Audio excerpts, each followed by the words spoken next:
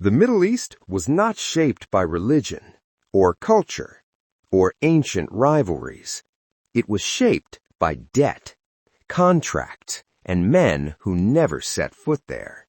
This is the story of how finance, not war, redrew the Middle East. Most people are taught that the Middle East looks the way it does today because of tribal divisions, religious conflicts, or centuries of ancient hatred. But that explanation collapses the moment you look at the timing. The borders, the governments, the economic systems. They all appear suddenly, within a few decades, not over thousands of years. And that's because the Middle East wasn't redrawn by history. It was redrawn by a financial chess game, a game played by banks, empires, oil companies, and governments drowning in debt. This video is not about conspiracy. It's about incentives. Because when you follow the money, the map starts to make sense. At the start of the 20th century, the Middle East was not a collection of modern nation-states. It was largely governed by the Ottoman Empire. By the early 1900s, the Ottomans controlled Anatolia, the Levant, Mesopotamia, much of the Arabian Peninsula. On paper, this was still one of the world's largest empires. In reality, it was broke.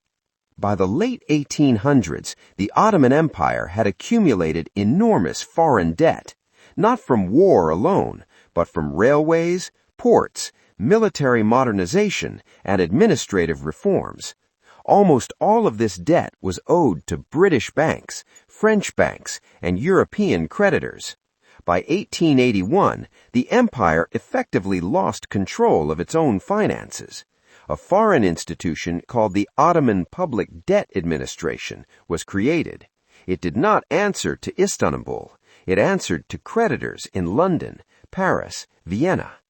This administration directly controlled tax revenues, customs duties, monopoly incomes.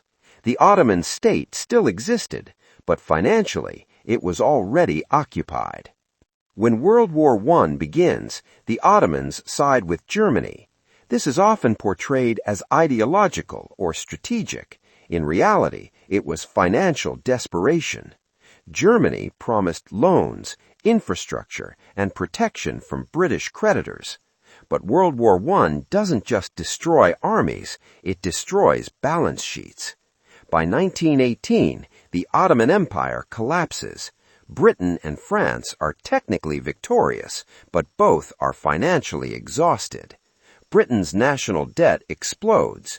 France is physically devastated. Victory didn't make them rich. It made them desperate to extract value. And the Middle East was the prize.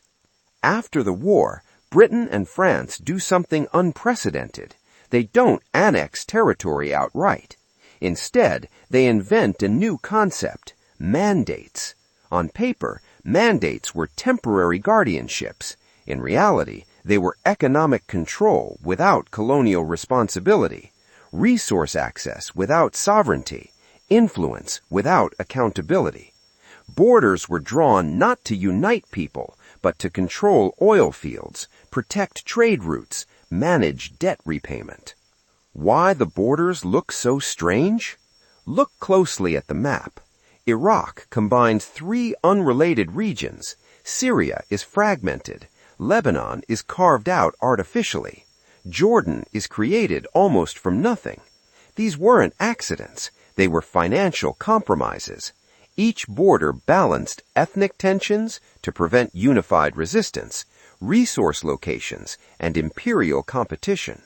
A divided region is easier to manage, especially when your real goal is economic extraction. Before the 20th century, the Middle East was important. After oil, it became essential. But here's the key detail most people miss. Oil was discovered after the borders were drawn, but the expectation of oil came first.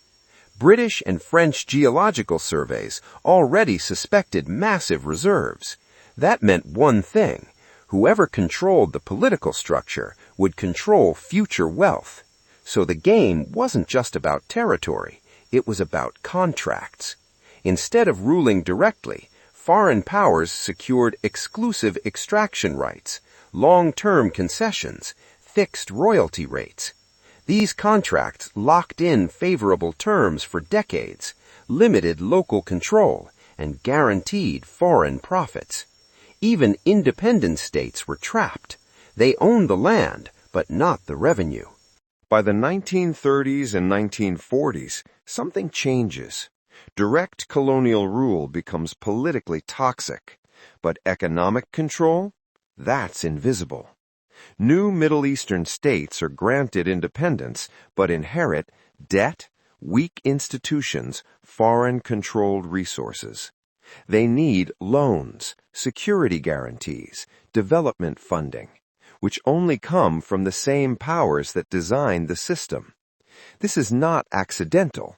This is structural dependence, a system where rebellion hurts your own economy, independence triggers financial collapse, and compliance ensures survival.